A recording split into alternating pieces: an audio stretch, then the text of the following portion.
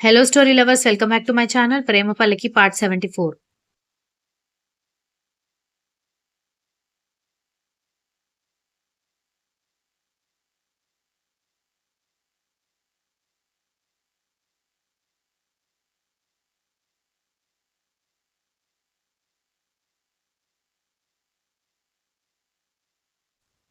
దయ్యం అయితే పక్క నిన్నే పట్టుకొని పీడిస్తానని అనేసరికి భయపడ్డట్టు నటిస్తుంటే చిరాకుగా చూసి మరొక ఎయిర్ హోస్టెస్ వైపు చూసి పిలిచి నాకు ఫుడ్ పెట్టరా అనేసరికి ఆమె మరొక ఎయిర్ హోస్టెస్ వైపు కోపంగా చూసి తిట్టి ధృతికి ఫుడ్ తీసుకొచ్చి ఇచ్చింది ఎయిర్ హోస్టెస్. మధ్యాహ్నం కూడా గొడవ వల్ల తినకపోవడంతో అప్పుడు గబగబా తింటున్న ధృతిని అలాగే చూస్తూ ఉండిపోయి ఆమె తన వైపు చూసేసరికి తన ఫుడ్ మీద కాన్సన్ట్రేట్ చేసి టిష్యూకి తుడి చేసుకొని ప్లేట్ ఎయిర్ హోస్టెస్ వాళ్ళు తీసుకొచ్చిన ట్రేలో పడేశాడు.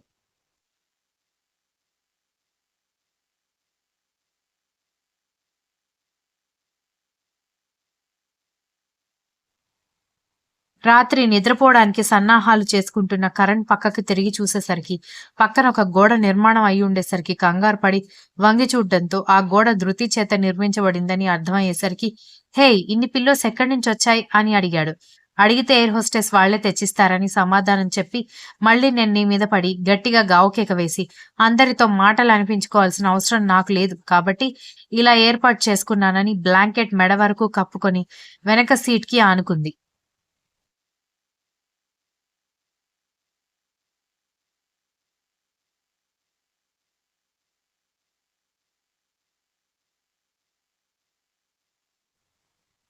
1, 2, 3, 4 అంటూ 20 వరకు లెక్క పెట్టేసరికి పిల్లోస్ మొత్తం కింద పడిపోయి కరణ్ భుజం మీద వచ్చి వాలేసరికి నాకు తెలిసే నీ గురించి. పక్కనున్న వాళ్ల మీద కాళ్ళు చేతులు వేసి పడుకోకుండా ఉండడం నీ జన్మలో సాధ్యం కాదని నవ్వుకుంటూ ఆమెని లేపడం ఇష్టం లేక అలాగే విండోకి ఆనుకుని కూర్చున్నాడు. నిజానికి అలా ఆమె తన కౌగిట్లో వెచ్చగా పడుకుంటే ఆమెను తీసుకుని హనీమూన్కి వెళ్లాలని చాలా కలలు కన్నాడు గాని అవన్నీ అలా కుప్పకూలిపోతాయని అస్సలు అతను అనుకోలేదు.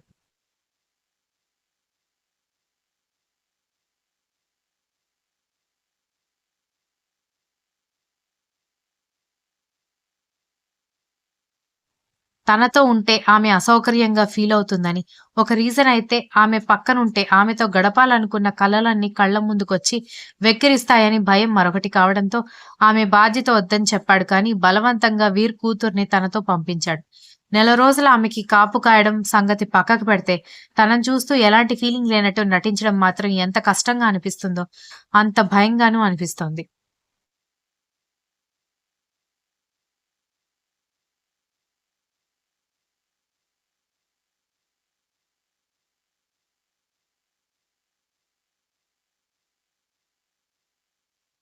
రాత్రి వంశీ డిన్నర్ చేసి పడుకోవడానికి రూమ్‌లోకెళ్ళగానే సత్య దగ్గర నుంచి ఫోన్ వస్తూ ఉండడంతో మొబైల్ చేతిలోకి తీసుకుని లిఫ్ట్ చేసి ఏంటి పాప పడుకోకుండా నాకు కాల్ చేసావు కొంపదీసి నిద్రపోకుండా భయపెట్టాలని అనుకుంటున్నావా అన్నాడు. మీరు భయపడతారు గాని భయపడతారా బావగారు? అందుకు కాదు. అంటే నా స్కూటీ రిపేర్ అవ్వడానికి ఇంకా టైం పడుతుందని అన్నాడు మెకానిక్ షాప్ వాడు. రేపు నన్ను మీరు డ్రాప్ చేస్తారా అని అడిగేసరికి కొత్తగా మీరు మీరు అంటూ రెస్పెక్ట్ ఇస్తున్నావేంటి అన్నాడు షర్ట్ విప్పుతూ.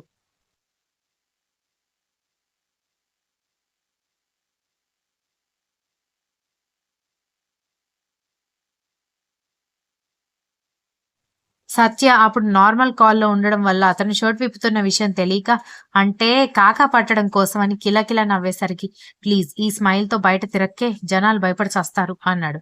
"వీడి కొళ్ళంతా వెటకారమే ఉంది" అని తిట్టుకుంటూ ఉంటే, "అవును నా కొళ్ళంతా వెటకారమే ఉందే" అనేసరికి బయటకనేసానా అని కంగారు పడింది.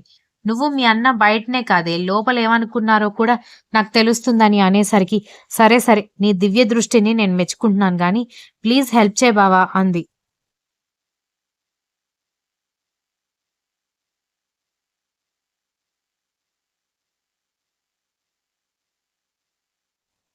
సరేలే ఏడ్చి చచ్చిపోకు. నేను కరెక్ట్‌గా 9 గంటలకి గేట్‌లో నుంచి కార్ బయటికి తీస్తాను. అప్పుడొచ్చి టక్కున ఎక్కావా సరే. లేదంటే మాత్రం వదిలేసి ఎళ్ళిపోతాను అన్నాడు. ఓకే ఓకే అని కాల్ పట్టేయబోతూ అడక్కపోతే బాగోదేమో అనుకుని డిన్నర్ చేశావా బావా అనేసరికి లేదే. నువ్వొచ్చి గోరుముద్దలు తినిపిస్తావని ఇంకా తినకుండా కూర్చున్నాను అని అన్నాడు. వంకరగా తప్ప స్ట్రెయిట్‌గా ఒక్కసారి కూడా మాట్లాడవు కదా అని కోపంగా అనేసరికి మీతో ఇలాగే మాట్లాడాలని అంటూ ఉంటేనే కాల్ కట్ చేయడంతో గట్టిగా నవ్వుకుంటూ మొబైల్ బెడ్ మీద పడేసి షర్ట్ లేకుండా బెడ్ మీద పడ్డాడు.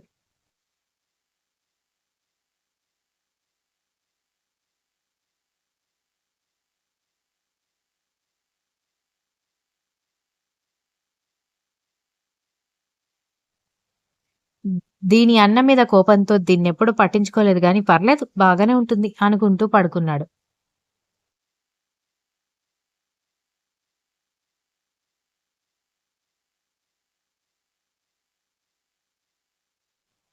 ఉదయాన్నే లేచి వర్కౌట్స్ కంప్లీట్ చేసుకొని, వాళ్ళ మమ్మీ ఇచ్చిన కాఫీ తాగి, ఫ్రెష్ అయ్యి, బ్రేక్‌ఫాస్ట్ చేసి, రెడీ అయ్యి కార్ స్టార్ట్ చేసుకొని బయటకొచ్చేసరికి, ఇంటి ముందు సత్య దిష్టిబొమ్మలాగా నిలబడేసరికి దెబ్బకి ఫోటోకి దండ పడేది కదే! అనేసరికి టక్కున వచ్చి కారులో కూర్చుని, నా ఫోటోకి దండ సంగతి తర్వాత, ముందు ఆఫీస్ దగ్గర డ్రాప్ చేయి బావ అని టైం చూసుకుంటూ ఉండడంతో, నన్నడుక్కునే బదులు మీ అన్నయ్యని డ్రాప్ చేయమని చెప్పొచ్చు కదా! అన్నాడు. మా అన్నయ్య చాలా బిజీ బావ అని చెప్పి టక్కున వంశీ వైపు తిరిగి చూసింది. కళ్ళు చిన్నవి చేసి కోపంగా చూస్తూ ఉన్న వంశీని చూసి భయపడుతున్న ఆమెని కోపంగా చూస్తూ అంటే ఇక్కడెవడు ఖాళీగా ఉన్నాడని అంటున్నావే అంటూ చేయి పట్టుకుని గట్టిగా లాగడంతో ఫ్లోలో వచ్చేసింది బావ. నిన్ను తక్కువ చేయడం కోసం కాదని చేయి విడిపించుకోవడానికి శతవిధాల ప్రయత్నించింది.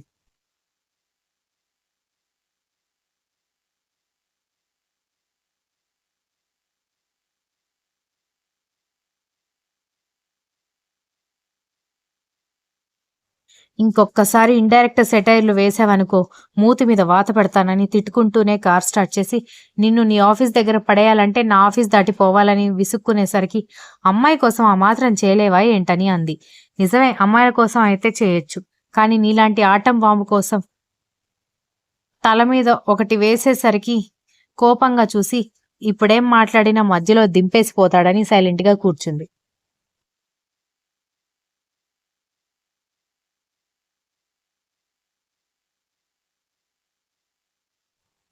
ఆ తర్వాత ఇద్దరూ ఏం మాట్లాడుకోకుండా హైదరాబాద్ ట్రాఫిక్‌లో చిరాకొస్తుంటే చిరాకుగా స్టీరింగ్ మీద వేళ్లతో కొడుతున్న వంశీ ఫ్రస్ట్రేషన్ చూసి మాట్లాడే ధైర్యం చేయలేకపోయింది సత్య. గ్రీన్ సిగ్నల్ పడ్డం ఆలస్యం. ముందున్న వాడిని తిడుతూ మరీ కార్ స్టార్ట్ చేయడంతో సత్య నోటి మీద చెయ్యి వేసుకొని షాక్ అవుతూ చూసేసరికి ఆమె వైపు చూసి ఏంటి అన్నాడు చిరాగ్గా.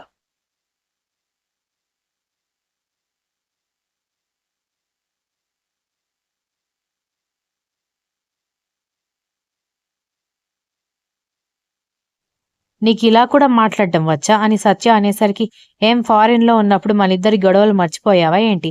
అచ్చ తెలుగులో తిట్టేవాడిని అనేసరికి అవన్నీ స్ట్రైక్ అవ్వడంతో, నీ కటౌట్‌కి నీ నోటికి ఏమైనా సంబంధం ఉందా? అని నోట్లోనే తిట్టుకుంది. సత్య ఆఫీస్ దగ్గరికెళ్ళగానే కార్ ఆపేసి యూ టర్న్ తీసుకొని వెళ్ళబోతుంటే సత్యని ఎవరో హగ్ చేసుకొని కనిపించేసరికి, కార్ బ్యాక్ చేసుకుంటూ వెళ్ళేసరికి ఆ కంపెనీ బాస్ అనుకుంటా హత్తుకొని కనిపించాడు.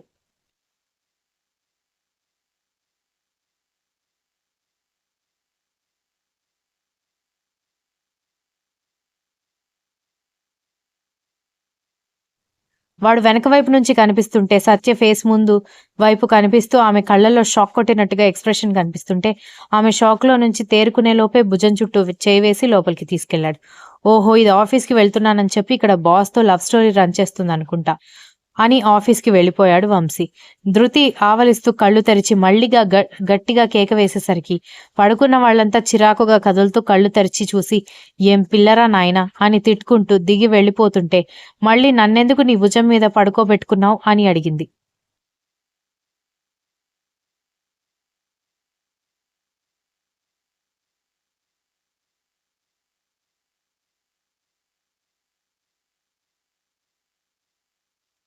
కోపంగా చేయి పట్టుకుని నువ్వే పిల్లోస్ మొత్తం తోసేసి హాయిగా దర్జాగా పడుకొని అక్కడికి నేనేదో పడుకోబెట్టుకున్నట్టు మాట్లాడతావేంటి? ఒక్కసారి అవమానపడ్డ తర్వాత మళ్ళీ వాళ్ళ మొహం కూడా చూసే టైప్ కాదు నేను. నీ ఇష్టం వచ్చినట్టు నోరు జారావనుకో మొహం పగలగొడతానని ధృతిని తోసేసి తన లగేజ్ ఎయిర్‌పోర్ట్‌లో దొరుకుతుంది కాబట్టి సైలెంట్‌గా దిగేసి వెళ్ళిపోయాడు. ధృతి కరణ్ రియాక్షన్ ఊహించకపోవడంతో అలాగే షాక్‌లో నోరు తెరిచి కూర్చుండిపోతే, దిగండి మేడం అంటూ కౌంట్ తక్కువ అవ్వడంతో చెక్ చేయడానికి వచ్చిన ఎయిర్ హోస్టెస్ పిలుపుతో ఈ లోకంలోకి వచ్చింది ధృతి.